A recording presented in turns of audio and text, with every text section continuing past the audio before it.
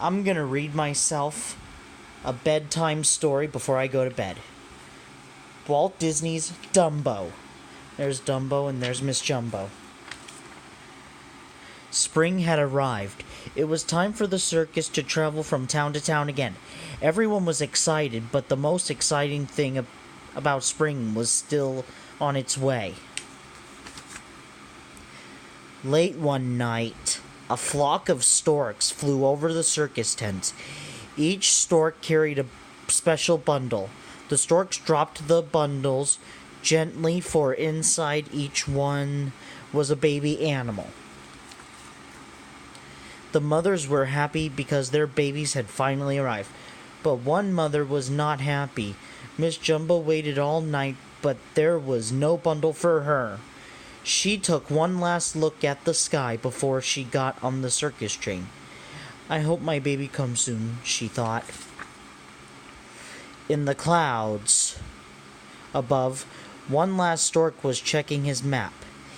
He was trying to find the circus train. There it is, he said.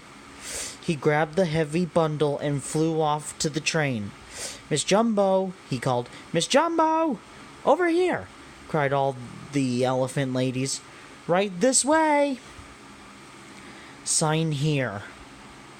Please, the stork told Miss Jumbo. Miss Jumbo was so excited she couldn't wait to see her baby. Hurry up, open it, giggled the elephant ladies. Miss Jumbo untied the knot. Out popped a baby elephant with big blue eyes. Miss Jumbo loved him at once. Then the baby elephant sneezed. Achoo! Up flew his enormous ears.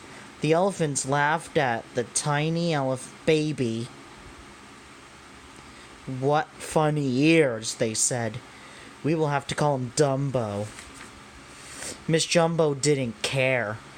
Dumbo was her baby, and she loved him very much.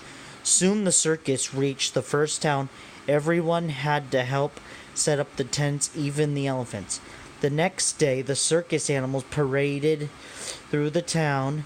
Dumbo tried to keep up with the other elephants, but he tripped on his ears and landed in a puddle.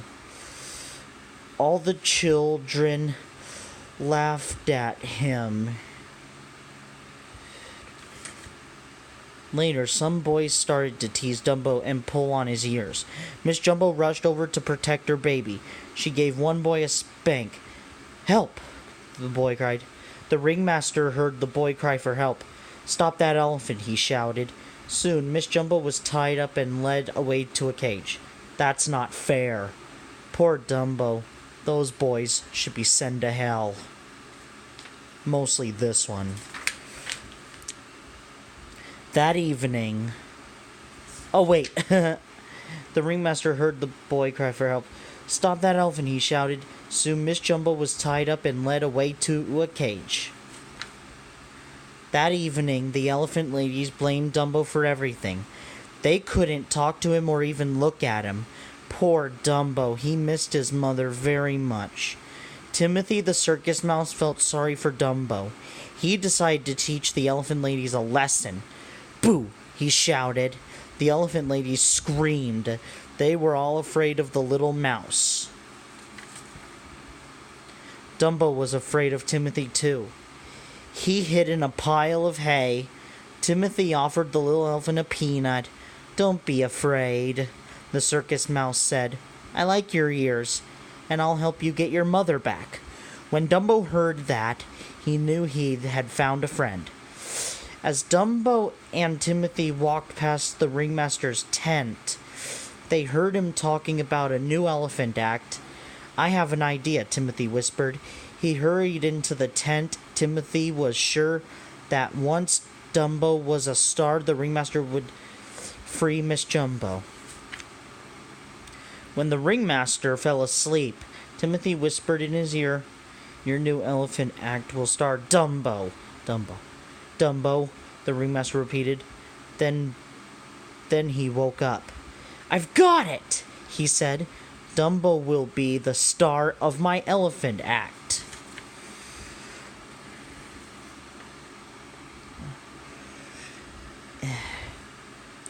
In the circus ring the next night, the elephant stood on a ball while the others balanced on her back. "Stand still," grumbled the elephant on the bottom. At last, it was Dumbo's turn. He was supposed to bounce off a board and land on top of all the elephants. Dumbo was very nervous.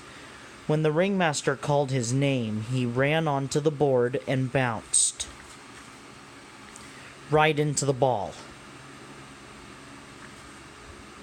Dumbo had tripped over his long ears. Crash! Down came all the elephants. The people ran from the tent. Soon even the big top had crumbled to the ground. The elephant ladies were very angry that Dumbo doesn't deserve to be an elephant. Yes, he does. Dumbo's an elephant. He deserves it, they complained. He should be a clown. Nah, what a bad idea. So the ringmaster made Dumbo a clown. But the unhappy little elephant didn't want to be a clown.